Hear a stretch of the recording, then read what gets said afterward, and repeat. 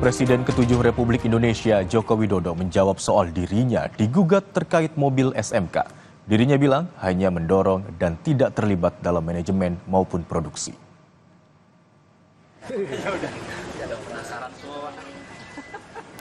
Anak dari Ketua Masyarakat Anti Korupsi, Maki Boyamin Saiman sebelumnya menggugat Jokowi melalui Pengadilan Negeri Solo, Jawa Tengah. Jokowi dinilai wan prestasi karena mobil SMK tidak jadi dipasarkan. Jokowi mengatakan SMK adalah produk swasta. Dia hanya mendorong untuk dikembangkan. Soal produksi dan penjualan itu bukan tanggung jawabnya. Kita mendorong, kita mengajak untuk uji emisi.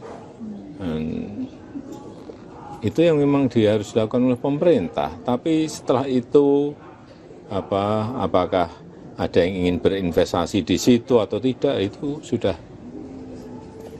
persoalan yang lain. Kita pun juga mendorong agar ada investor yang mau berinvestasi di situ. Tapi investasi di bidang otomotif kan saingannya nggak mudah.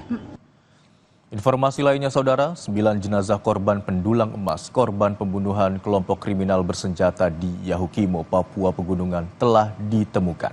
Dari 9 jenazah, 4 diantaranya sudah dievakuasi, sedangkan 5 jenazah lain rencananya akan dievakuasi hari ini.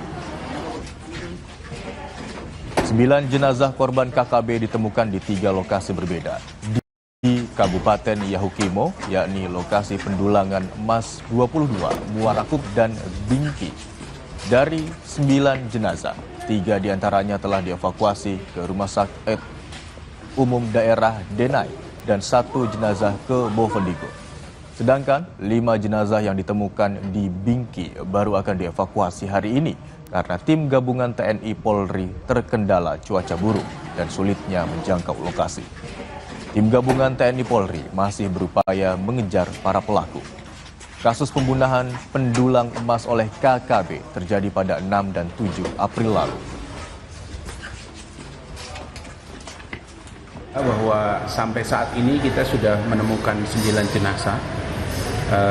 Dari kemarin itu ada 3, 2 yang dari pendulangan 22 ditambah 1 yang dari Boven. Kemudian hari ini kita menemukan 6 jenazah, 5 dari Kampung Dingki, kemudian 1 yang dari Muarakum. Untuk data nanti kita sampaikan. Anggota masih dalam pencarian kita bagi beberapa tim. Ya kami minta doanya dari semua teman-teman media juga supaya kita bisa cepat menemukan yang lain. Sebelumnya, 2 korban yang selamat dari penyerangan kelompok kriminal bersenjata di Yahukimo, Papua Pegunungan sudah dibawa ke distrik Dekai, Kabupaten Yahukimo untuk diperiksa. Satgas Damai Kartens memeriksa 2 saksi korban yang selamat setelah berhasil melarikan diri saat serangan KKB di Kabupaten Yahukimo. Kepala Operasi Damai Kartens, Brigjen Faisal Ramadhani, bilang saat ini sebagian korban selamat sudah berada di Kampung Mabul, Distrik Korowai, Kabupaten Asmat, Papua Selatan. Sementara 2 saksi lain dibawa ke Dekai, ibu kota Kabupaten Yahukimo. Beberapa korban mengalami luka akibat penyerangan dan kini menjalani perawatan di Kampung Mabul, Distrik Korowai, Kabupaten Asmat. Satgas Damai Kartens membenarkan pembunuhan yang dilakukan KKB kepada para penambang emas. 11 orang tewas.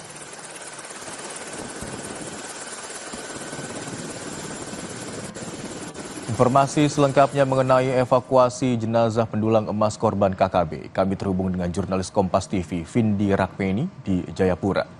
Selamat siang Vindi, apakah seluruh korban sudah berhasil dievakuasi hingga siang hari ini?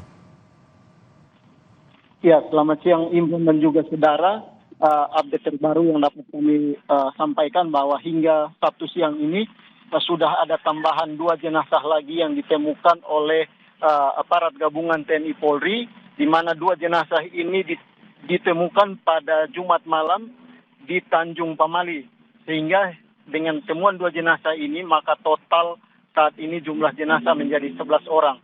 Dari 11 orang ini 3 jenazah sudah berada di RSUD DKI, sementara satunya dievakuasi ke Bovendigul. Sementara untuk 7 jenazah yang saat ini sudah ditemukan masih berada di Kampung Bingki dan masih menunggu proses evakuasi karena dari informasi yang kami dapatkan dari Kasatgas Humas Damai Kartens menyebutkan bahwa saat ini tim sementara bekerja untuk menyiapkan helipad untuk penjemputan 7 jenazah ini karena memang helipad yang kemarin digunakan untuk proses evakuasi ini terbawa banjir sehingga memang sejak pagi tim gabungan TNI Polri ini sementara menyiapkan helipad untuk proses evakuasi 7 jenazah ini dari Kampung Bingki menuju ibu kota DKI.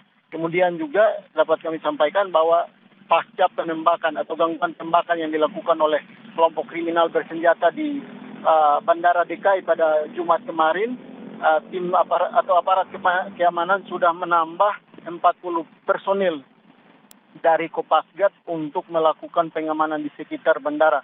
Ini bertujuan untuk mempermudah atau mempercepat proses evakuasi terhadap 7 jenazah yang saat ini sudah ditemukan. Imron. Vindi, hingga siang hari ini apakah sudah ada perkembangan jumlah korban yang teridentifikasi? Ya, untuk jumlah jenazah yang teridentifikasi ada 3 orang, di mana 3 ini yang sudah dievakuasi ke RSUD DKI. Dari 3 jenazah ini diidentifikasi berdasarkan atau menggunakan metode postmortem dan juga antemortem yang dilakukan oleh tim DVI Polda Papua, sehingga memang saat ini ketiga jenazah yang sudah dievakuasi sejak Kamis dan Jumat ini sudah teridentifikasi dan rencananya akan diserahkan kepada pihak keluarga dalam waktu dekat.